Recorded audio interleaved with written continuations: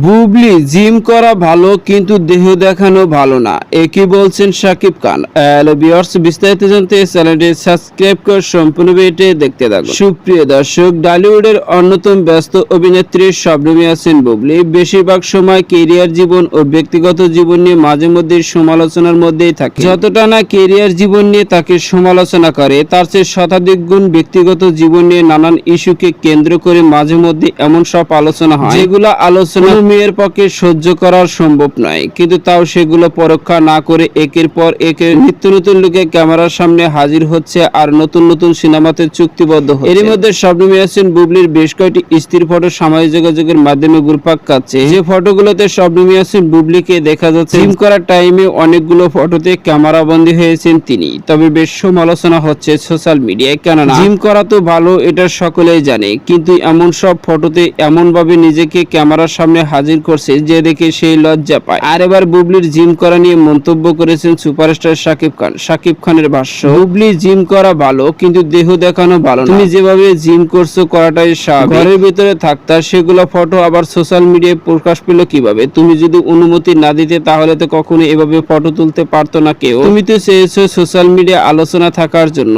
আর সে কারণে তো জিমের মধ্যে গিয়ে এমন সব পোশাক পরে ক্যামেরার সামনে হাজির হয়েছো। সত্যি খুব লজ্জা লাগে তোমার এই ফটোগুলো, তোমারও লজ্জা হওয়া উচিত। এমনই মন্তব্য শাকিব খানের। তো সুপ্রিয় দর্শক, ভিডিওটি আপনার কাছে ভালো লাগলে একটা লাইক দিন। নিত্য নতুন ভিডিও আপডেট পেতে চ্যানেলটি সাবস্ক্রাইব। অসংখ্য ধন্যবাদ পুরো ভিডিও উপভোগ করার জন্য।